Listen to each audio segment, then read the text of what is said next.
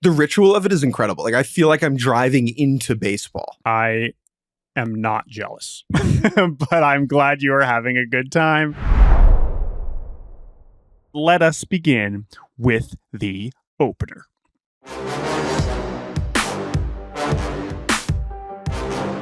Pete Alonso ain't going anywhere, folks. After months of negotiations, privately and publicly, between the New York Mets and Pete Alonso and his not-so-super agent, Scott Boras. More on the Scobo in a second. Polar Pete is returning to the heart of the Mets lineup on a very humble 2-year, $54 million deal with an opt-out after year one. Pete will make $30 million in 2025. That is a lot of money. That is a nice hefty AAV, but for a guy who entered the winter seeking one of the bigger deals, certainly of any of the position players this winter, that is not what happened. Jake Mintz, how did we get here? Womp. The story for Pete Alonso, begins in 2019 when he debuts and is immediately one of the best power hitters in the world. Since his debut in 2019, there is only one person with more home runs than him, and that is Aaron Judge. Maybe just as notable, there is only one person with more games played since Pete debuted, that is Marcus Semien. Availability is very important.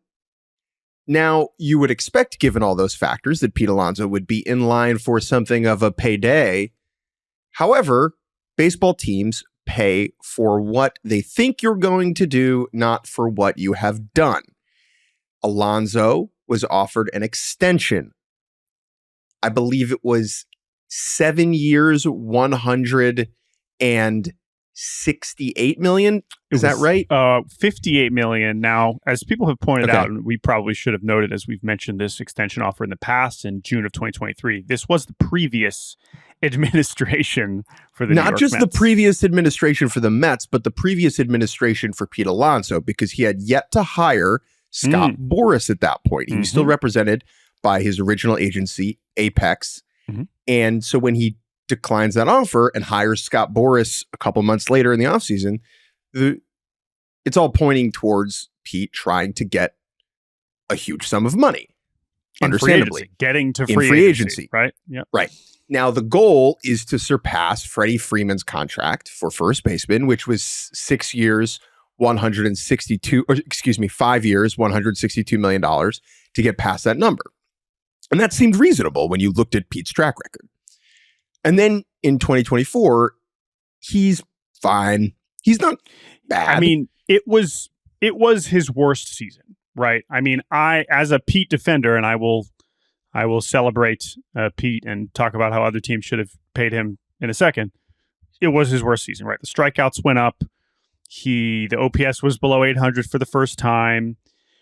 But he still played all 162 games and 31 doubles, 34 homers. Obviously, an iconic home run in the postseason. Like, he was an all-star. Like, it was not a bad season. It was just trending in the wrong direction, which is another key detail for anybody going into free agency.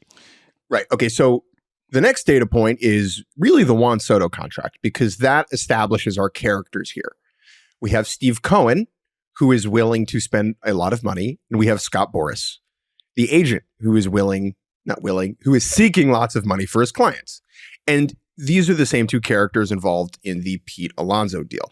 Notably, Boras also negotiates contracts for Frankie Montas and Sean Manaea to go to the Mets. And so it's not as if Boras and Cohen were not communicating this winter, right? Like, they're probably, I would gander that the person Steve Cohen called the most this winter, who is not related to him, besides Pobo, David Stearns, people might have that been work Scott for him, Boras. right? People who are not employed by Boras Corp, and or we can maybe like Alex Bregman. Hopefully, has had more. They were talking with a other lot. top clients. Yeah. Right. They were talking a lot. Yeah. Okay, but no market materializes for Pete.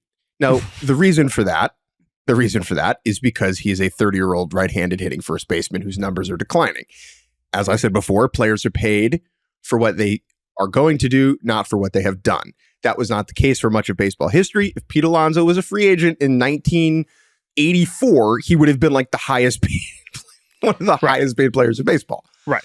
It's the combination of that. It's the teams, which now it's like so obvious, like, well, duh, this is when they are going to be on your team. You're not just celebrating what they have been because, you want to be getting players. We're looking ahead. You're bringing them in. But also, and this is what I originally wrote about with Pete in December, you mentioned that right-handed hitting first baseman.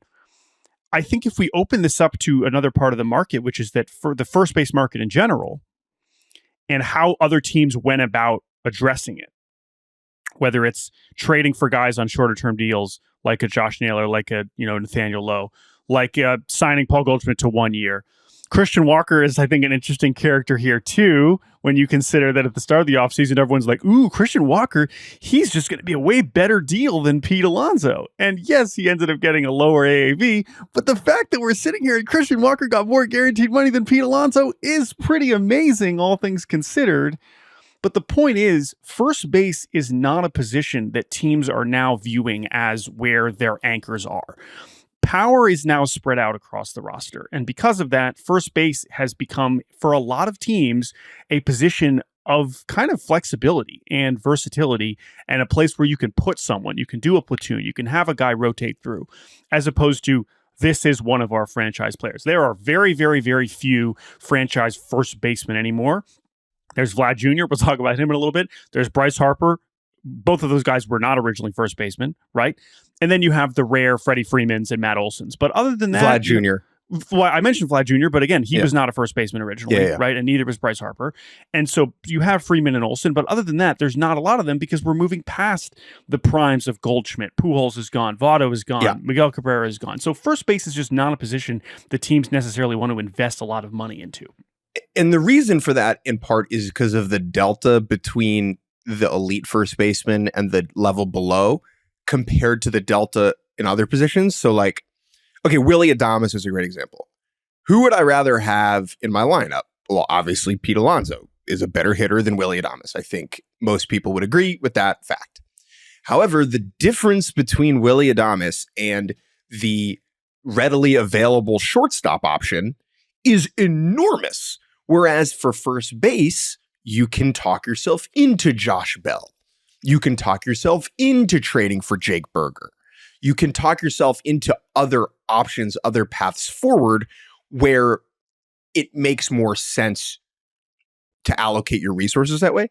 And we had all of that happen like over one weekend in December, where it was like, everyone's going to do first base now. And everyone did first base. Except the Mets. Except the Mets. And so that just meant he was going to go back, right? Yep. Okay, the two other data points just to bring up quickly.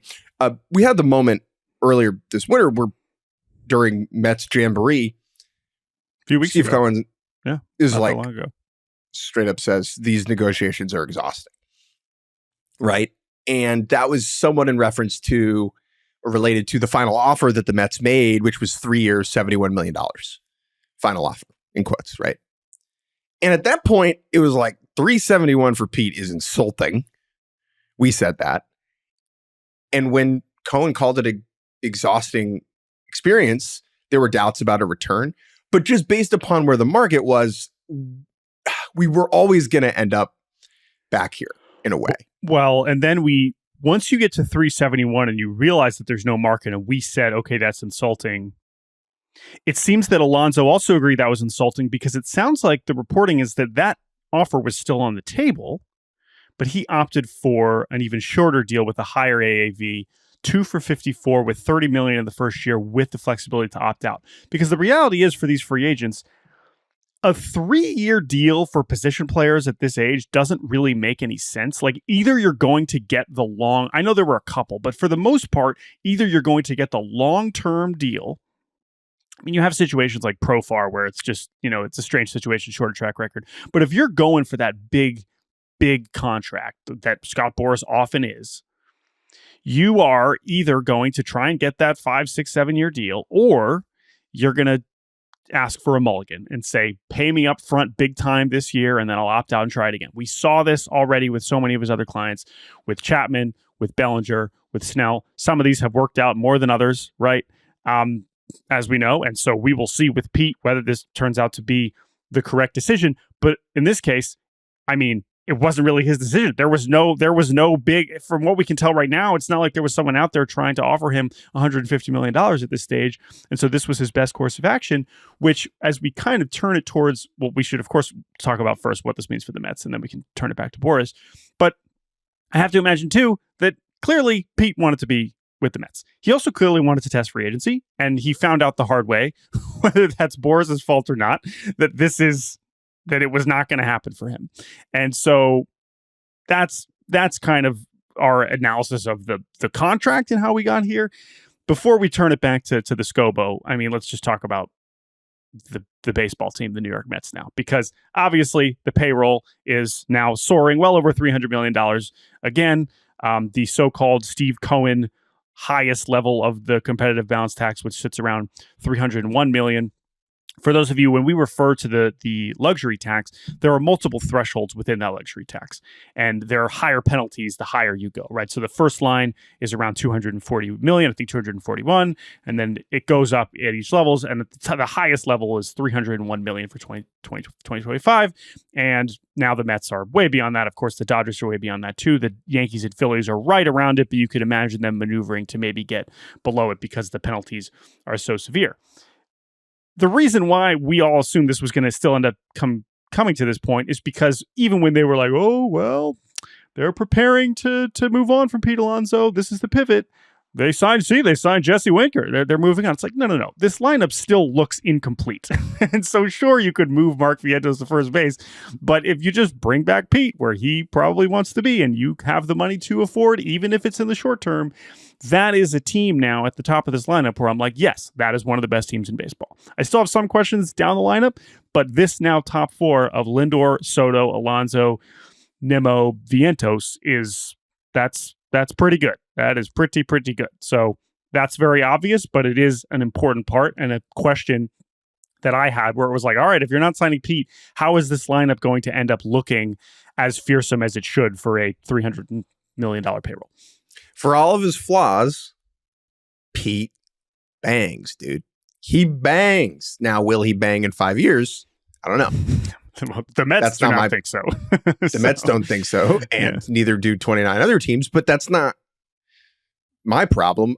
I think Mets fans should be amped that they get to watch Pete Alonso still. Like, he is a compelling character, and he loves being a Met.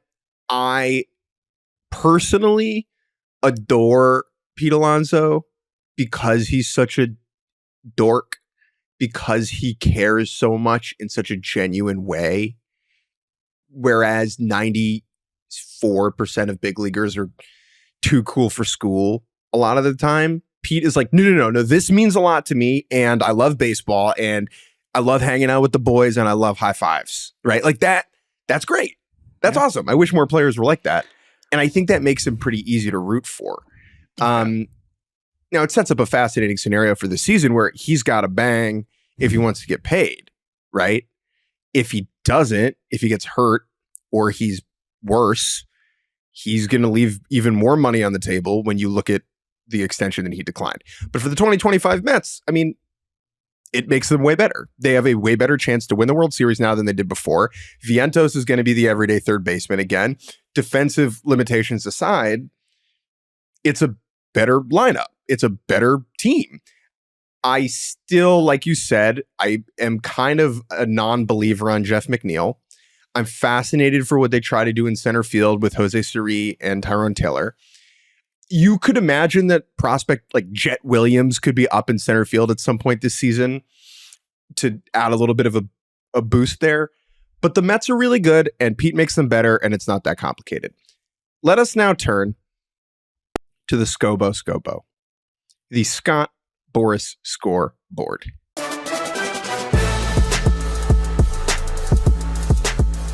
Everything we put on this board, okay, is either a W, a D, or an L. the sizes of these various results do not impact the scoreboard. 10-0 win is the same as a 1-0 win. Still, enormous L. As big as both of the ones in the Hollywood sign. We knew that this was the most likely, pitfall for Boras this winter. But now that we have gotten here, it's a tough look. And I think that it's important. I'm glad you mentioned that extension, the original extension, that's of course going to be thrown in all the headlines. He turns down 158, gets 54. What an embarrassment. As you mentioned, he wasn't with Boras yet. But that's also relevant. I don't know if it was Pete's decision or his previous agency's decision to tell him to turn that down, right? But the fact that he then left them and hired Boras, that's just a move you have with the open market in mind. Like, that's the thing, which is fine. That's the player's right. But if the point of that is to then go get paid in the open market, it just didn't happen. And Boras failed. So whether that's also a Pete Alonso L because he made that decision, that's fine. You can say that too. But this was part of his job. And the way that he, of course, Boras was talking about Pete Alonso and maybe trying for what he was trying for. Yes, Pete loves the Mets, and I'm sure he's excited to make $30 million and still get to play with all his friends. And so if you think about it from did you make your client happy, I'm sure Pete is going to be thrilled to be reporting to St. Lucie in a couple of days. But if we're judging this by where we started, not just the extension offer, but the offers throughout the winter, and that nothing else materialized, that you were not able to get another team to realize the value of having Pete Alonso on your team, even just in 2025. If you want to tell me that Pete's going to suck in 4 years, that's fine. But it's also an L for the rest of the league, but also for Boras to not be able to get any other team to be like, yes, this guy should be on our team in 2025. That is a failure. Also, sure, another agency told Pete to decline that extension, but Scott Boras certainly would have if he had been Pete's representation at the time. I know, right. So, but maybe that's the thing. If you could interpret it as they told him to sign it, and he was like, no, I'm thinking bigger. And here we are with $100 million less. So anyway, Pete's going to be fine. So he'll, still be able to afford guacamole at Chipotle and stuff, but not eggs. But no, let's not get crazy. But we have to. Listen, it's an L. I know we just gave Boras a W recently for getting Max Scherzer more money than Justin Verlander, but this L brings his record this winter to 13-6-8, and most notably here, as we wrap up this segment, there's not too much left on the board for him. Alex Bregman, of course, the biggest one. He still has JD Martinez, Joey Gallo, and Jose Iglesias as agents to keep an eye on. If he can find those guys major league deals, we probably will be giving those a fat dub. But for now, Boras sits at 13-6-8. That would leave him with 45 points in the Premier League, just above Chelsea in fourth place and below Nottingham Forest in third. So he's in the Champions League spot. Still a good. Let's be clear. I don't think that this ruins Scott Boras' winter, but it's a tough, the sequence and the timing doesn't look great. Here's the thing, though. It's all about expectations. Yeah. Who's fifth in the Premier League is Manchester City, who expects to be in first place every single freaking season, as is the case with Scott Boras.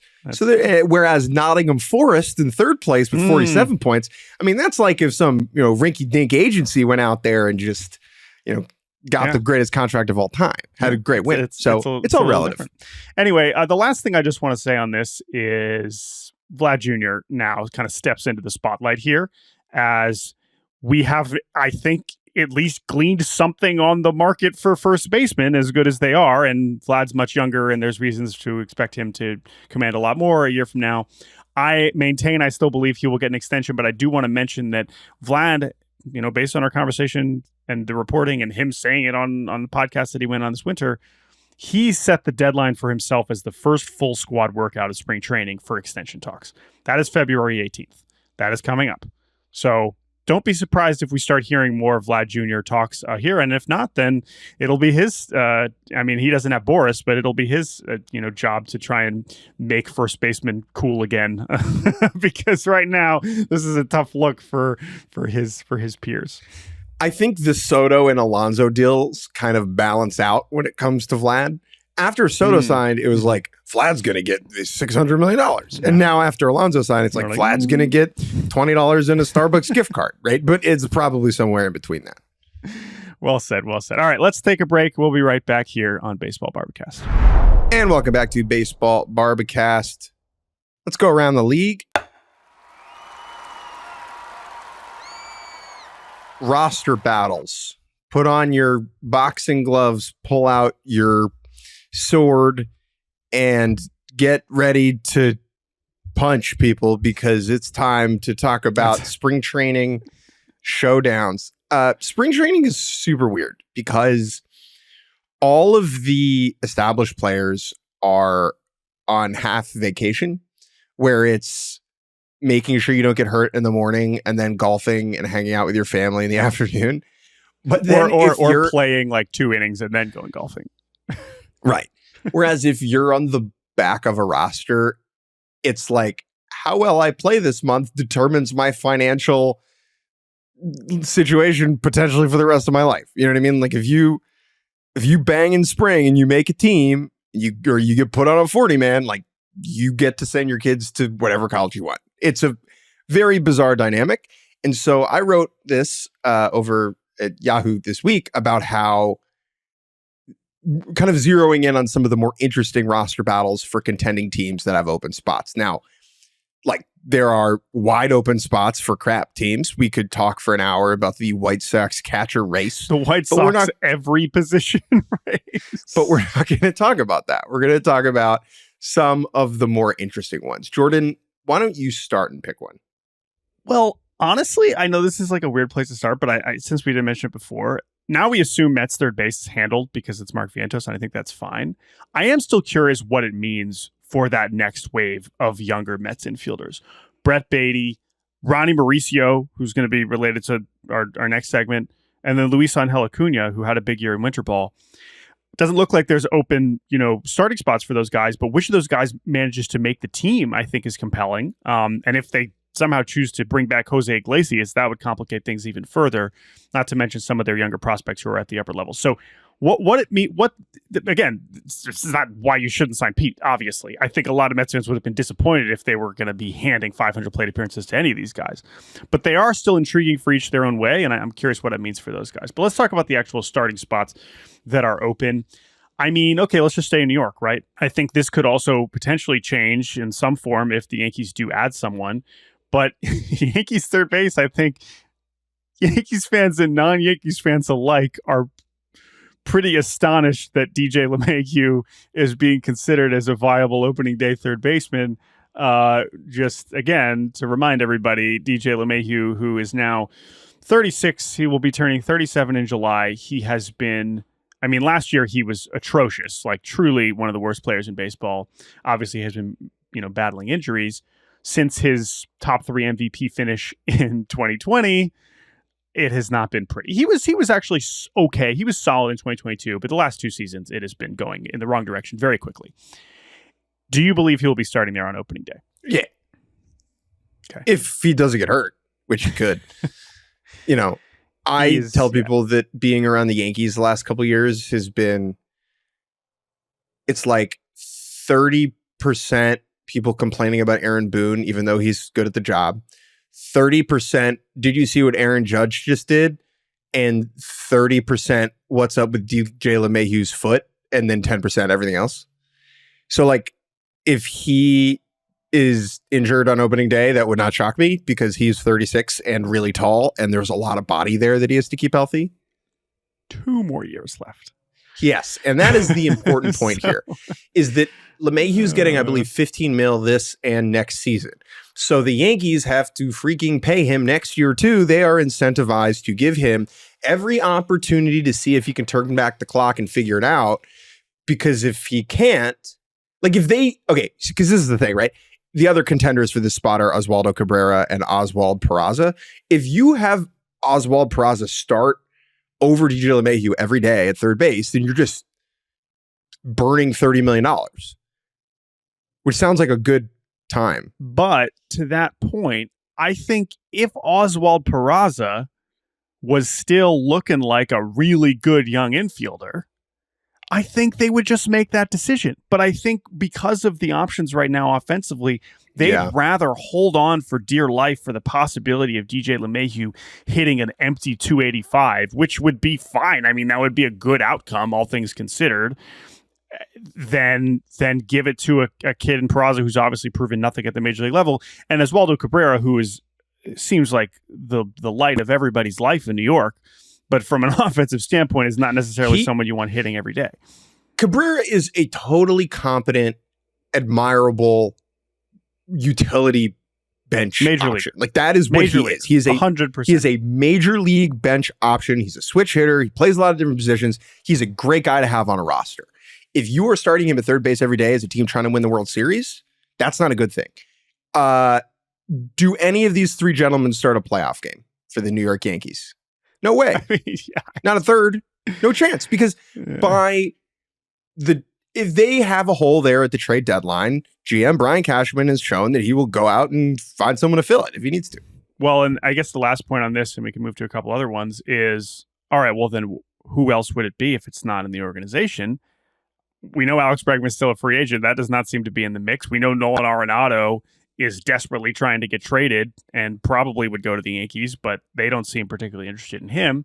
So beyond that, I mean, it's not like there's a ton of other star third basemen available on the market, from what I can tell, right? I mean, who else would we even be talking about? I guess Moncada? No. I'm thinking about it more from a trading for a guy. No, I during understand. the season perspective. So like, yes. The Diamondbacks aren't very good. They just go get Geno Suarez, right? Like that is the type of move I'm thinking about. That's fine. More. That's still on the table. But I'm just talking about like right now, if for Yankees fans that don't want to see them open the season with DJ LeMahieu. Oh, you're screwed. Yeah. No. Forget it. I mean, whatever. There's Paul no DeYoung, one else coming. There's Paul DeYoung. There's Moncada. There's Kike. Whatever. That's Great. not happening. Nope. So it probably will be LeMahieu, and how that looks in spring, we'll probably know pretty quickly. What else? Where else? Who else? I mean, so you went a little bit longer on some of these more than others. I mean, listen, man, the Padres situation just continues to be, because that's another one where, and it's more than one position, right? I mean, left field and DH are currently projected to be left field. Tirso Ornelas, who's been in their organization for like 7 or 8 years and is now maybe going to finally get his chance after a solid season in AAA, has not played in the big leagues before. And then Eggy Rosario, a brief amount of big league time, not a starting caliber DH. Do they have any money to bring somebody else in? If they do end up making a trade, maybe they can go out and get someone. But the fact that, I mean, I thought maybe Tommy Pham would go back there, and he just signed with the Pirates for $4 million. So clearly they're pretty cash strapped. And if they're actually going to start both of these guys on opening day, that would be pretty astonishing. It's the Stars and Scrubs fantasy team in real life. The thing that I'm fascinated in, though, or not, like, okay, so here's the deal with the Padres, right? It's almost like at a boxing match, the first 2 fights before you get to the important ones. Like, I don't want to watch Eggy Rosario and Brandon Lockridge go toe-to-toe for, like, okay, great. I'm happy for you guys. Like, best of luck to everyone, with all due respect to Eggy Rosario and Brandon Lockridge. Like, that's not dominating my attention in March. And so I just hope everyone has a good time with the San Diego Padres. One area that I'm looking at that has a little bit more spice, I think, is the Dodgers rotation. They're going to go with a 6-man situation. Ohtani's not going to pitch till May. That means there are 4 spots locked down to start the season. That's Blake Snell, that's Yamamoto, that's Roki Sasaki, and Tyler Glasnow. That leaves 2 spots. Those 2 spots are almost certainly, like, if I had to put money on it, and I don't bet on baseball, just roulette and craps, is Dustin May and Tony Gonsolin are going to get those spots. But you also have Bobby Miller, who was awesome in 2023 and totally butt in 2024. You have Ben Kasparius, who started a World Series game. You have Landon Knack, who started an NLCS game, basically. And Nick Frasso and Justin Wrobleski have shown various levels of being good at pitching. Of Gonsolin and May, one of them is going to get bumped when Ohtani comes back, and another one might get bumped in June when Clayton Kershaw gets his butt off the couch. And so the competition in spring for the Dodgers rotation sets the stage for the whole season, right? Now, yes, they're going to fake injury list some people over the course of the 6 months. And real injury lists of people. Hello. Yeah. I don't think they're going to have to fake it. I mean, obviously, we've talked plenty about all these guys who all of them were hurt last year, right? Snell, yes. Yamamoto, yes. Glass now finished the year injured. Sasaki, we're not expecting 200 innings out of him this year. So all of that will happen and all work itself out. These are the ultimate first world problems. But I do agree with you. And I think at the very least, like, I am just compelled by Dustin May and Tony Gonsolin as characters. The Dodgers are probably going to win 100 games regardless of whether their ERAs are 3 or 6. But both of those guys were just like really big parts of this team and are now like fringe fighting for depth, and which is relevant for both of them individually because this is both of their, or I guess Gonsolin has one more year of team control, but Dustin May, this is his last year of team control. And for a guy that at times looked like one of the more exciting young right-handers in the game, like, he can make himself some real money if he even makes 15 good starts this year. 2 other battles that I'm compelled by. One, Rangers starting rotation. The relative locks, if healthy, are Jacob deGrom, remember him? Nate Eovaldi, John Gray, Tyler Mahle. That means the last spot is between like Cody Bradford, Dane Dunning, who are fine swingmen and unexciting. Like, they're good company men. But then you have Kamar Rocker and Jack Leiter, who are, Four Loko prospects if they are on. And it feels pretty wide open. I think that Rocker will be in the rotation by the middle of the season, and he looked really good last year. But it'll be one that's worth following. And then the last one to mention is Cubs third base. When they traded Isaac Paredes away to Houston in the Kyle Tucker deal, it just left that spot wide open. Now, eventually it will be prospect Matt Shaw, who's like a top 20 guy. But they are not just going to give him the job. He's not on the 40-man roster. There could be some service time manipulation, screwery over there. And that leaves it open for like John Birdie, Nicky Lopez, and Gage Workman, who is a Rule 5 pick. Yeah.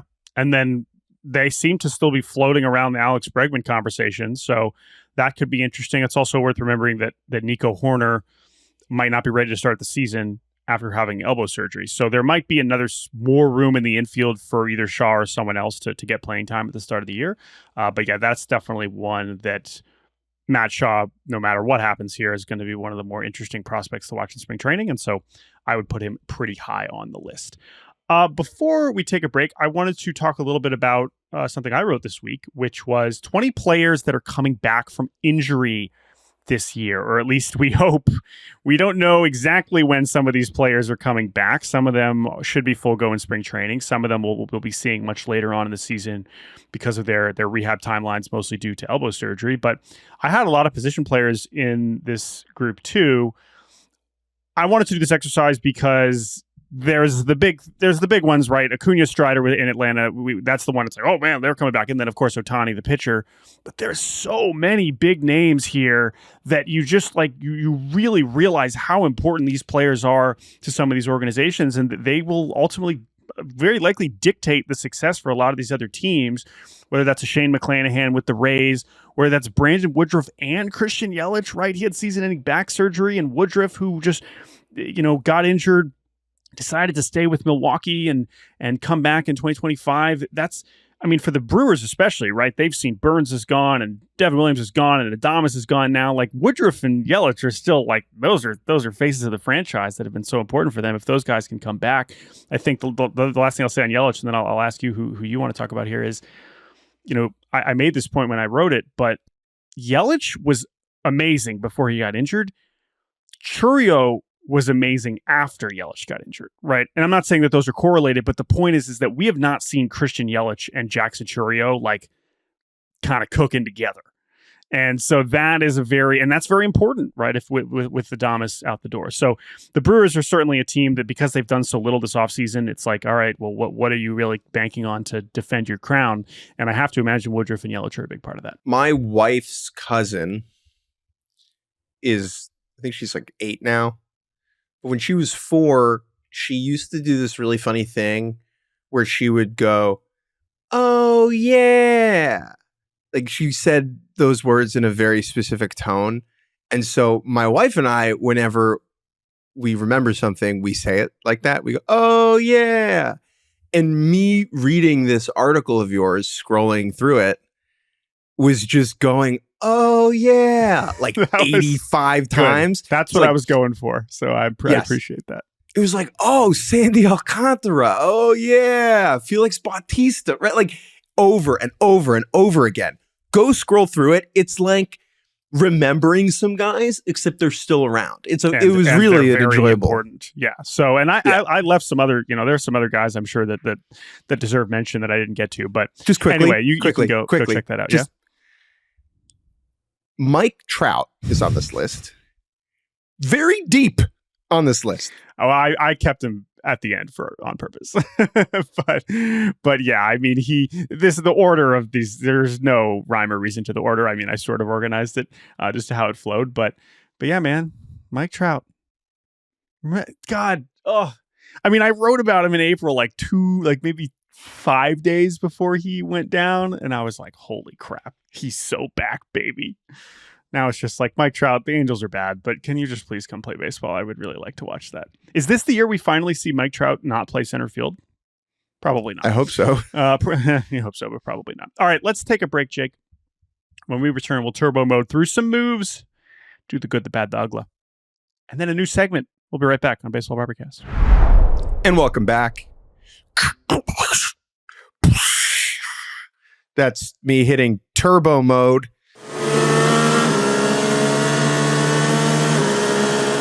We're not going to spend 3 hours on Randall Grichuk, but we will give him 20 seconds. He goes back to the Arizona Diamondbacks, 1 year, $5 million deal.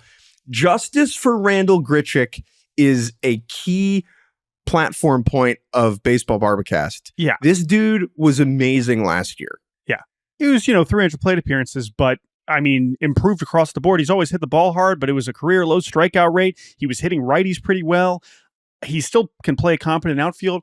And when you lump it in with these other signings that we just had in the outfield, Ramon Laureano to Baltimore for a year, $4 million, Harrison Bader to the Twins for a year, $6.5 million, Tommy Pham to the Pirates for a year, $4 million. I know those all fill slightly different roles, but particularly Laureano and Tommy Pham. I mean, like Baltimore and Pittsburgh, just go get Randall Grichuk. I mean, maybe Randall Grichuk really wanted to stay in Arizona. Which is fine. I mean, he wants to hang out with Corbin Burns' kids. Right, exactly. So I don't know. This one is just weird to me because I felt like Randall Grichuk proved enough. And it's not like that was his first good season ever, but it was his best season. And I feel like he's still someone that could really impact a team, even in a platoon role. And I thought it would take more than $5 million. So that was bizarre to me. Orioles signing Ramon Laureano. I do not understand what the Orioles are doing right now with their outfield mix. They now have him and Dylan Carlson. Carlson has options. Will probably start the year in AAA. Just whatever. Great. Happy for everybody. Whatever. The Twins signed Harrison Bader and Danny Coulomb, which good job, Twins. You signed free agents. That's true. You did it. Harrison Bader is their buying Buxton insurance. Harrison Bader he's exactly what. There's no secret as to when he is. Still a damn good center fielder. Still can't really hit at all. That's fine. He will help them at some point. Danny Coulomb, sneaky, solid lefty reliever. Tommy Pham to the Pirates. This is important because will be his 10th major league team. Getting to 10 different major league teams, particularly as a position player, is fairly astonishing. And if the Pirates are bad again, he'll get traded to hopefully his 11th major league team because we care about those things. Pirates offseason continues to confound, but I wish Tommy Pham the best. I also wish him the best. Cubs acquire Ryan Brazier from the Dodgers. Brazier, who the Dodgers signed last offseason to a 2-year deal, was kind of pushed out by the Dodgers becoming the evil empire and acquiring all of these other good relievers. So he goes to the Cubs. A good ad for the Cubs. Their bullpen is better than it was, and that's kind of important for them. Yankees, speaking of bullpen ads, signing Tim Hill. He was there last year. Sneaky awesome. And they needed a guy who threw with their left hand. Jorge Polanco back to the Mariners. What an embarrassment. The Mariners did sign a free agent. This barely counts. You are a shameful. I just, their offseason makes me so mad, and I will talk about it at length on a different episode. Nick Madrigal to the Mets. Well, we should have mentioned him as part of the, I guess, third base, second base if Jeff McNeil sucks. No. Where we're not necessarily Madrigal believers, but it is interesting that the Mets are the team to take him. He has an option remaining. He will be in Syracuse. And yes, Nicky Lopez, we mentioned him before. He is back. He is going to the Cubs from the White Sox. Oh, wait, one more thing on Nick Madrigal. I just want to say, which was funny. I have a Madrigal thing too. Oh, he posted a Thank You Chicago Instagram post, which included photos of him on both the White Sox and the Cubs. Which Harrison Bader should do that with New York. There you go. Which was I felt like a unique opportunity that he clearly seized. One of the funniest and meanest things a baseball evaluator ever said to me was that Nick Madrigal needed to use the pitcher as a cutoff man throwing from third to first. Yeah. So probably don't want him at third base, but maybe at second. Nick Madrigal, good luck to you. Former top 5 pick. All right, Jake, it's time. Go White Sox. For the good, the bad, the Uggla.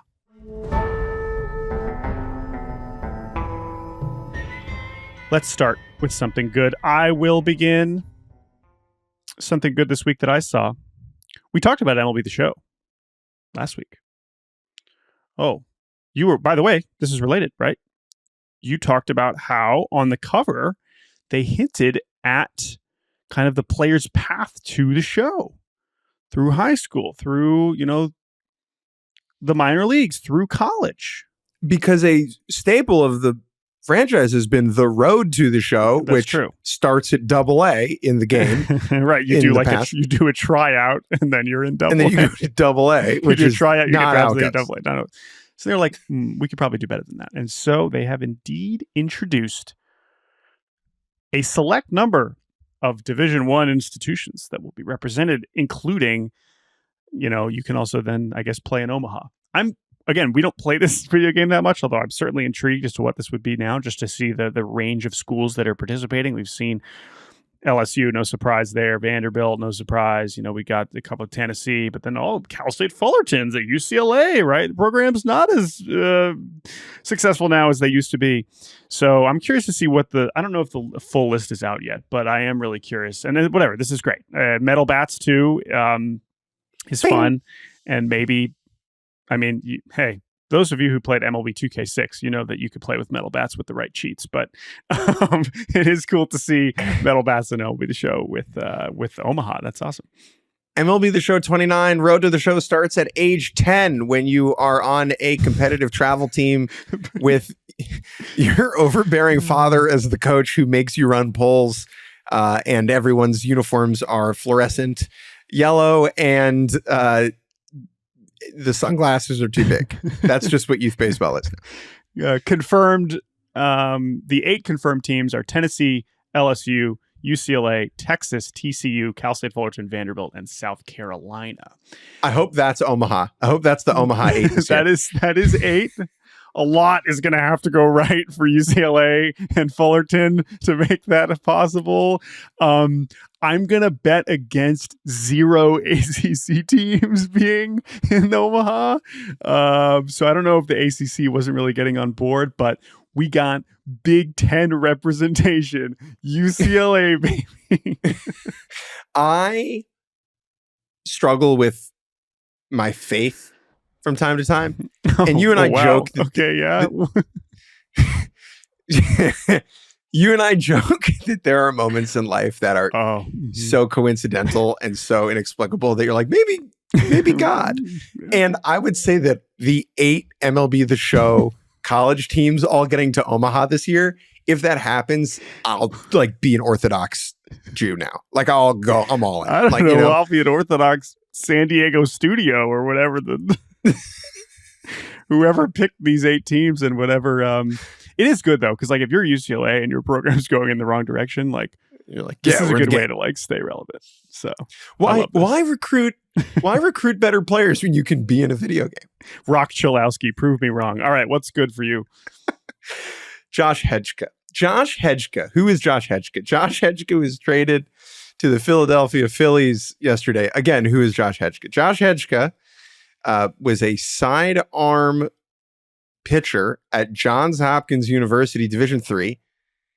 Mostly a reliever, though he did start some games for them. Josh Hedgeka is, I believe, he had Thomas Johnson surgery. Yeah, before 2023. But he did come back. So he was an amazing Division III pitcher. He signed as an undrafted free agent with the New York Mets and has been in the organization for the past 5 years. Since 2019. And he got Tommy John in 23, came back, pitched 38 games in the minors in 2024. He will be turning 28 soon. He is a delightful human who has a great sense of humor. He works at Driveline in the off season. He is an epic dork and a half. His Twitter handle is just quickly at Hedgertronic, which is a play on words on an Edgertronic camera, which is like a fancy cam. He's great. I think that the reason the Phillies traded for him is they have a lot of Driveline guys in their pitching development now, like a notable amount. I think the guy running their pitching dev used to or is involved with Driveline, and so I would imagine that connected the dots here. Although every org has a Driveline guy at this point. But the reason that we're bringing Josh Hedgeka up for good, besides the fact that his high school league started with 1-1 counts, which is one of the funniest things in Michigan ever, was that Josh Hedgeka, upon the news of his transaction, quote tweeted a tweet from Phillies Tailgate, which seems to, I guess, have broken the deal. And Josh tweets, "Can't believe at Jeff Passan wasn't on the Hedgeka for a bag of balls trade first." Incredible. I just love because got traded for a bag of balls. Like, that's a very cliche line, but you don't often say it about yourself in public, which is great. Last thing on this, what is the path? Because we legitimately thought that he was going to be in the big leagues with the Mets at some point. I mean, he's reached AAA, and because he's funky, there would seem to be the Phillies don't have the funk master right now. Remember I mentioned this earlier. They signed Koyo Aoyagi, who is also a side armor. And he's an NRI, so they have some guys competing for these spots. Obviously, most of the guys in their bullpen throw very hard, and normally they also have Joe Ross and Taijuan Walker in their projected bullpen. So, maybe when Taijuan Walker, his time runs out, again, they're still paying him so much money. But I don't know. I would love to see. Maybe I don't know. Did Rob Thompson? Does he have an appetite to have a funk master in there? Because I don't know if Josh Hedgeka is big league ready yet, but Jordan, he's 28. I know. Big league ready yet? Come on. I mean, whatever. He has not had a lot of success at AAA. That's my point. So let's see. And him versus Aoyagi in camp is a hilarious. Just the way you said he's not big league ready yet. You're talking about him like he's Chase Dolander. I mean, I'm just saying he has not respectfully. He has not proven himself. I'm not saying it's realistic, but I would love to see it because they don't. Yeah, it should be. Hey, this is a good new rule as commissioner. Every bullpen should have to have someone with an arm slot, below a certain degree. I think that would be awesome. Genius. Yeah. Come on, Jordan for prez. Who's opposed to that? Anyway, all right, let's go to bad. Pat Hoberg. Speaking of the commissioner, we'll be quick on this. Here's the headline. MLB fired Pat Hoberg. Who is Pat Hoberg? He was an umpire. Just an umpire? No, the best umpire. Why did they fire him? He was sharing a gambling account with a buddy who on that account was betting on baseball. And so because we need separation of church and gambling, we need separation between league and MGM, theoretically, I guess. Mr. Hoberg was fired. You're out of here. Rob Manfred actually went to Pat Hoberg's house and did that to him. Yeah. Here is why this is bad for a number of reasons. Sports hugging gambling as an institution has created the likelihood of this type of scandal happening. Hoberg knew the rules, and it is inexplicable and unforgivable to do something this stupid. If you are a major league umpire, one, find a different vice. Just gamble on horses, or, be like me and get addicted to gardening in your living room. There there are other paths forward here. And you just can't happen. This is a 11 out of 10 on the this can't happen scale. But the idea that Pat Hoberg's gambling somehow influenced games, which is obviously what people on the internet are stupidly saying, is funny because no umpire was closer to upholding the capital T truth than this guy, who famously had a perfect game in the World Series where he called every single ball and strike correctly. So if Pat Hoberg had been the worst umpire in baseball, I would be much more suspicious. But the idea that his gambling was influencing games or his friend's gambling was influencing games is just not true because he was the best at this. Yeah. Right. Well, and the investigation obviously concluded the same thing. And yeah, it's just disappointing. It's incredible levels of recklessness and stupidity on both his part and his friend's part. Like, how could, like, if you want to share a account for some reason and bet on college basketball, fine. But like, if you're friends with a major league umpire, how could you possibly think it's a good idea to bet on baseball under any circumstance? Even if you're the one doing the betting, that just completely blows my mind, and I can't totally wrap my mind around. But yeah, it's bad. I mean, he's fired. He can apply for reinstatement next year, and maybe because of his reputation as one of the best umpires, he'll get it. But I don't know. I think MLB obviously is just going to want to stay as far away from these situations as possible. That's hard to envision, but it's disappointing because, as we have already said, he was one of the good ones, or so we thought. Imperfect Pat. Bummer. Friendship over with the buddy who was betting? Dude, Alan Porter would never. That's my guy. No. Maybe he'll go umpirely dome next winter. Ooh, they will 100. Dude.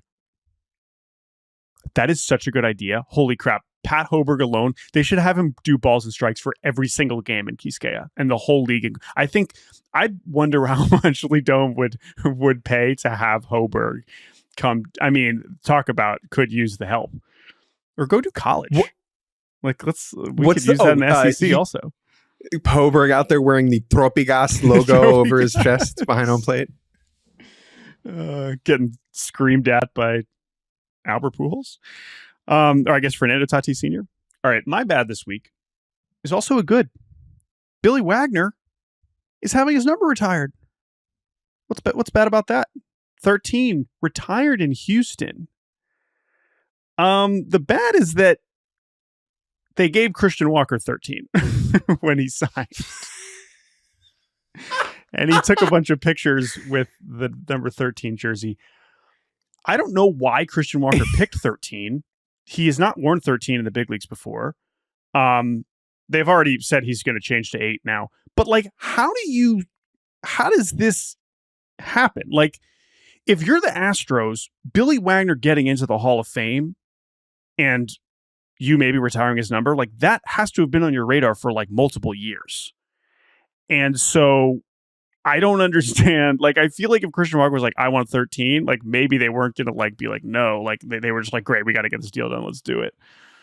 I just feel like that's a little of an embarrassing sequence for the organization. I'm sure Christian Walker will be fine wearing 8, but it just feels like there was some bad communication here that could have been avoided. But I laughed. Also, so maybe it's not bad. If you were going to retire a guy's number eventually, just don't give it out now. Well, that's the other thing. Do you want some guys that have worn 13 for the Astros since Billy Wagner? Give me 3.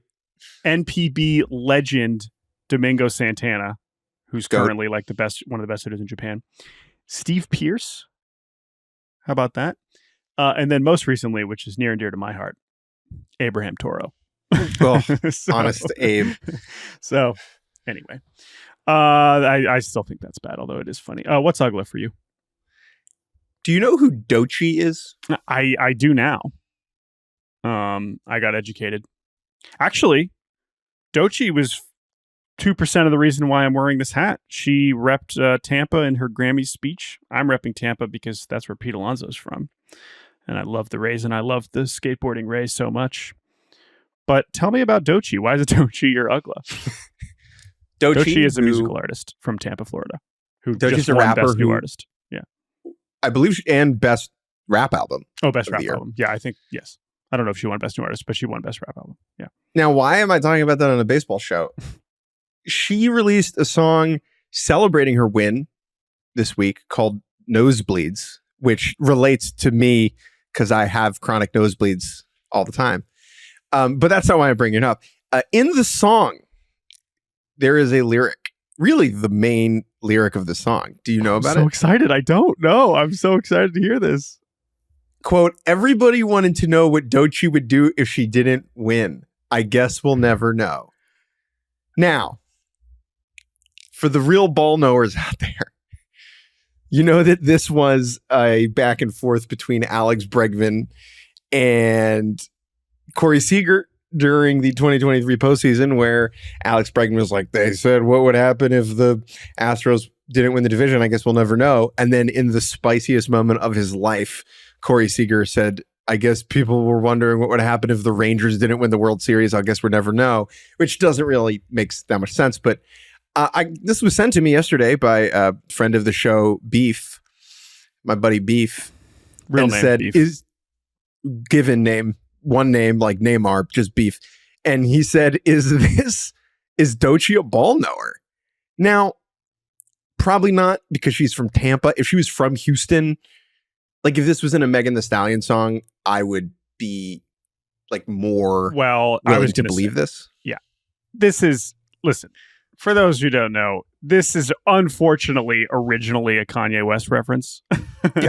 And so, which that is likely what we're going for. However, you know what? Screw it. Yes, she's all, she's Now, like, yes, Corey Seager. She saw that and they're like, wow, that was hot. Corey Seager flaming the Astros for some, like, we've never seen him do anything remotely this interesting.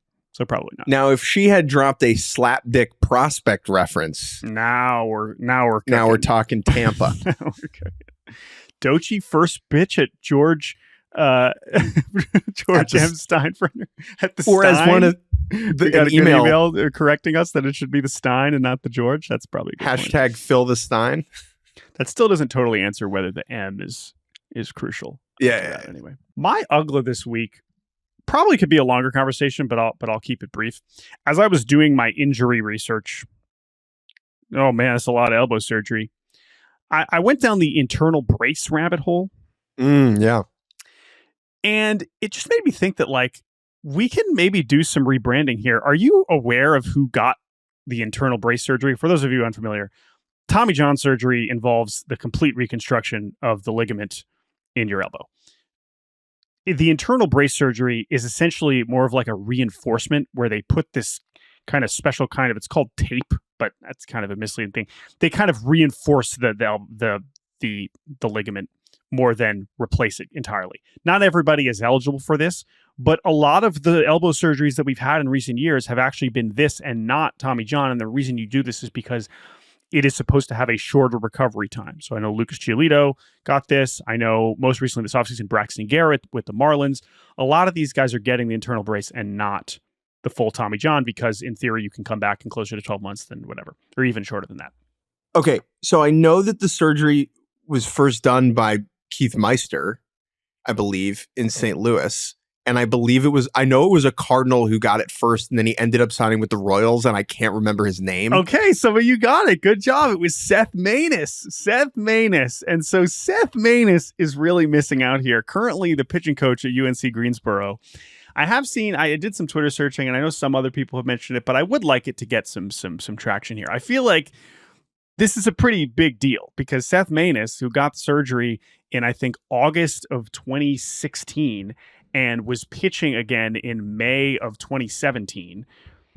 Like, that's the point. Like, you want to be able to come back in less than a year. And yeah, now it's not as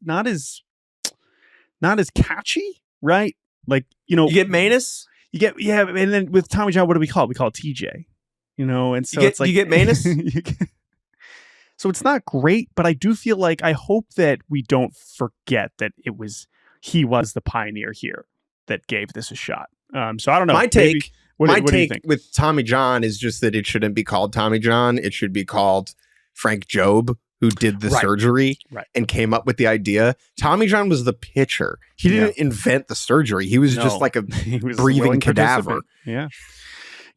I don't know. Anyway, I just think Manus should. Let's get that name out there a little bit more. Before we say goodbye, we're going to introduce a new segment. Welcome to Homework. Now, the idea of homework is very simple. No, you're not done. You never did your homework anyway. I know. That's why I'm a little bit concerned about this. But go ahead. It's very simple. At the end of each episode, Jordan, one of us will give the other person homework. You will then need to do your homework and come back the next episode having your homework completed. Okay? Now, if there are extenuating circumstances, you can make an excuse as you would for your real homework. Okay? But we're going to give you a real assignment, and I'm going to start by giving you an assignment. And what I would like your homework to be, and this is for Monday. You remember that at the end of a class? And this is for... Okay, well, thank you. No, I was going to ask about the due date. Yeah. We're going to do this for Monday. You'll see why. I want you on Monday to come prepared with a 2-minute summary of what Patrick Mahomes' baseball career would have been. Had Patrick Mahomes never picked up a football, okay, what would have happened? I want you to come with transaction logs. I want you to come with like an alternate reality, like we're really sketching it out. Okay, got it.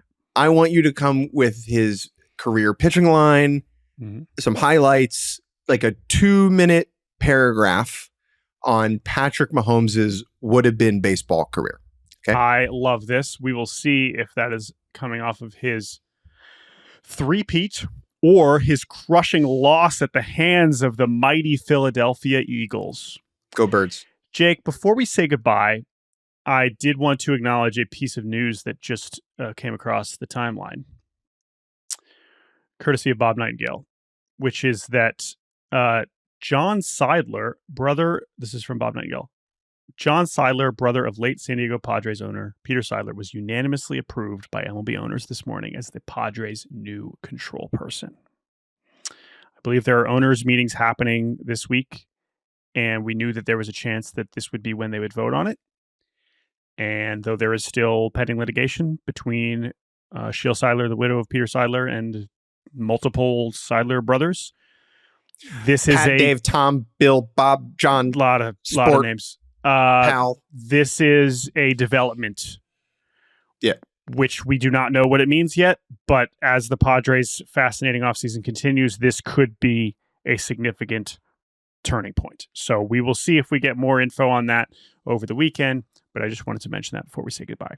Thank you to producer Andrew Hartz for making this show possible. Thank you for listening. You can email us at baseballbarbacast@gmail.com. That's BARBcast. Keep those emails coming. We're trying to respond to them even if we don't do it on the show. We really appreciate the support and the listening. Jake Mintz, what's your final word as you hold the harmonica for some reason? I bought it yesterday. I am currently driving to Florida for spring training. I'm in Savannah, Georgia. Gotta say, driving to spring training is amazing. I am having a stupendous time. There are probably players doing that right now. Like you might be driving next to him. Yeah. The ritual of it is incredible. Like I feel like I'm driving into baseball. I am not jealous, but I'm glad you are having a good time. Drive safe, my friend. And we will talk to you all on Monday. Jake will be in Florida. See ya.